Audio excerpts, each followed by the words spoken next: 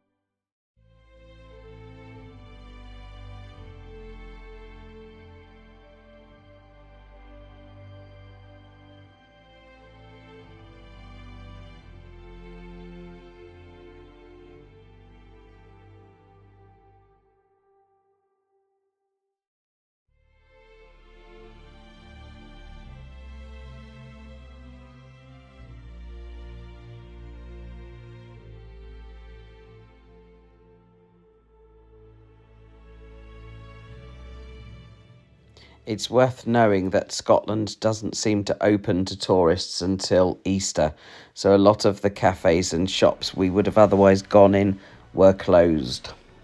However, that wasn't our raison d'etre, so it didn't really matter.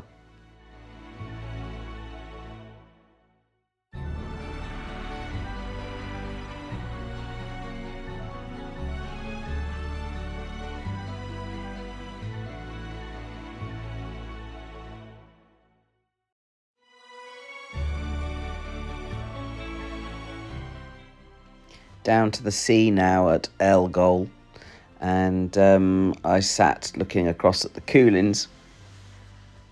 Also saw a black guillemot swimming just outside the harbour area.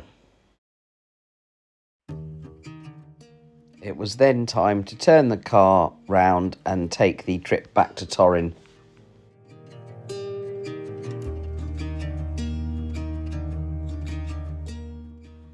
Don't worry, I'm not going to show you the full trip back.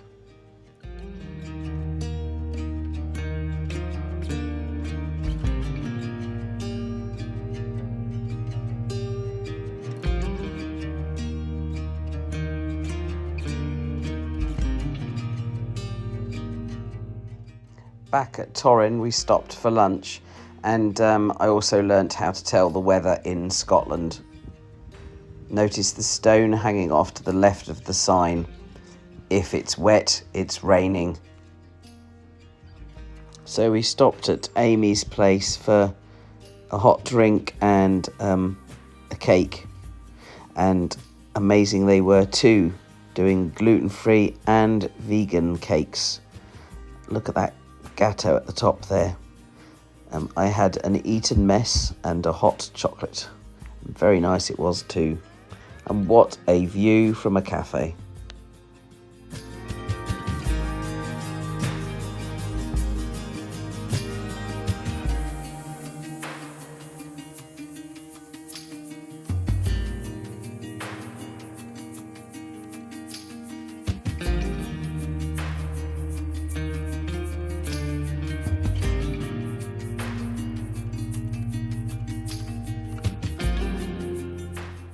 So here's a map of the whole of Skye. We're travelling on the bottom half along this black and yellow line from Broadford to Elgol and back to Broadford.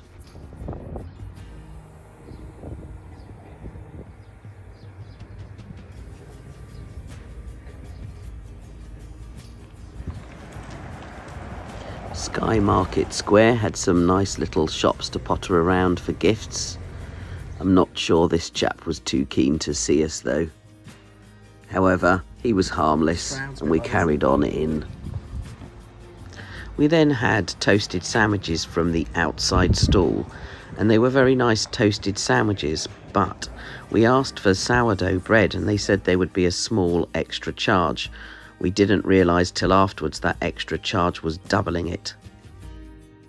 Now we're heading down the red line, the A851, to Armadale, where later this afternoon we'll be getting the ferry.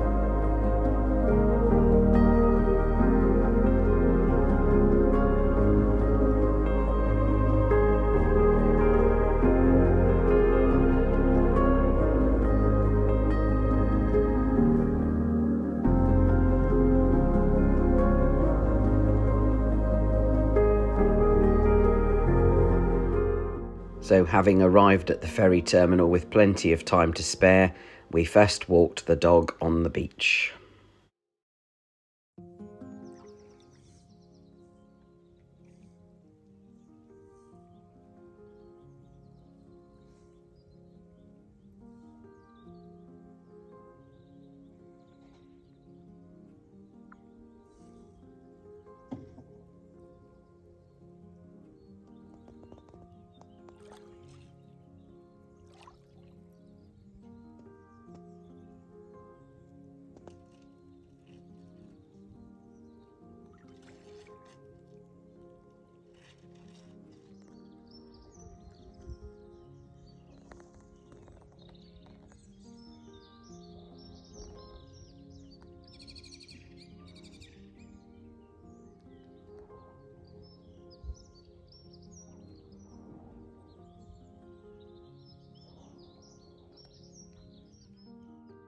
Next, we walked out to the end of the quayside and looked across at Mallaig and mainland Scotland, because as you can see, it was absolutely stunning. I got distracted from the view momentarily by a black guillemot. This one I saw diving a couple of times and coming up with a fish. The black guillemot is very clearly known by those white patches on its sides, and if you're close enough you can see the inside of its beak is red. And now back to the view. I want to point out that these photographs and video have no filters on at all. This is what we saw that afternoon. The water was like a mill pond, and as you can see, the view was, as I've already said, simply stunning. I felt it looked like a watercolour painting.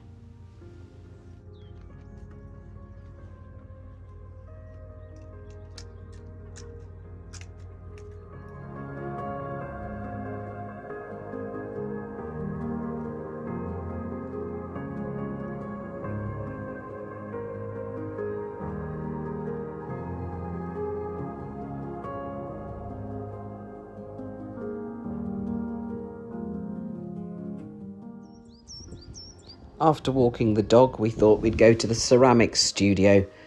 However, sadly it was shut, but it does look like there's some interesting works in there. So if you're visiting, you might fancy popping in.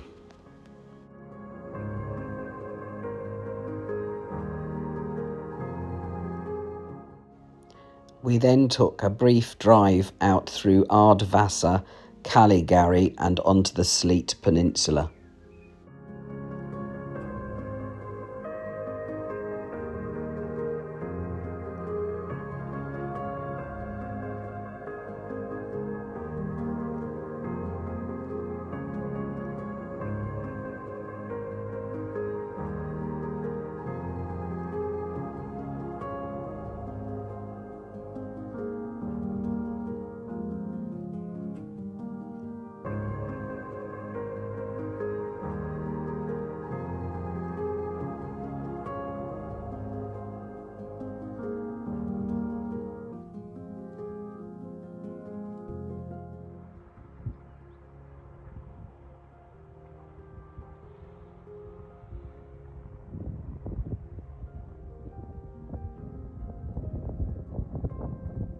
Time to turn round and head back, ready for the ferry.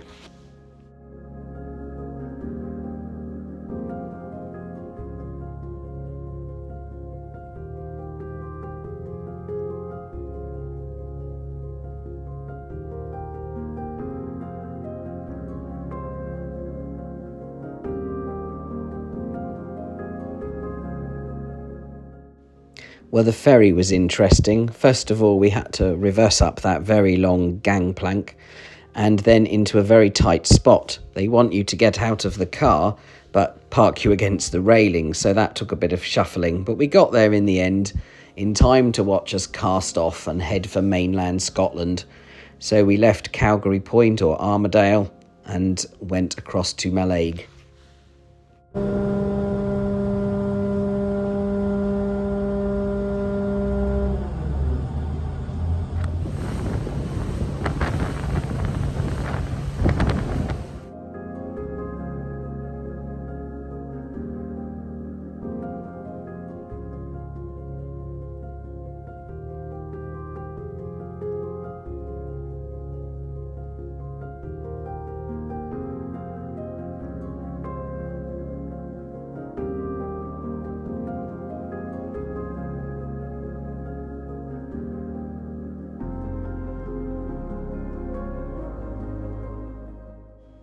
So as I'm sure you can see, we're now approaching Mallaig Harbour.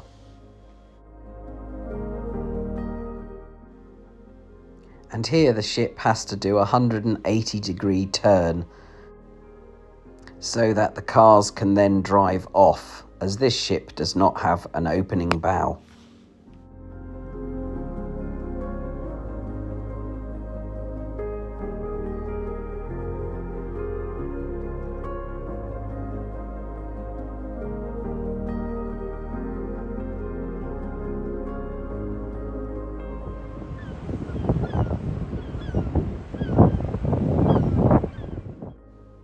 So here we are doing the 180-degree spin in the harbour. Where you see the little white arrow pop up, that is where the stern of the ship needs to dock to.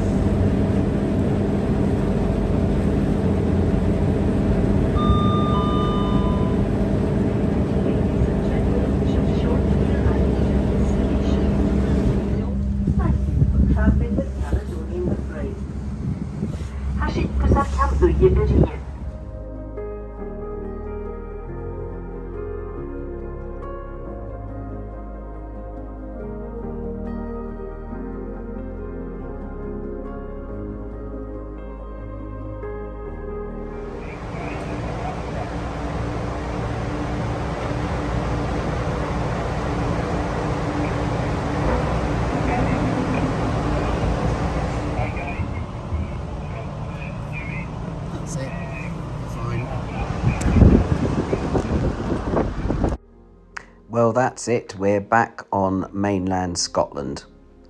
There will be another video following about what we did next.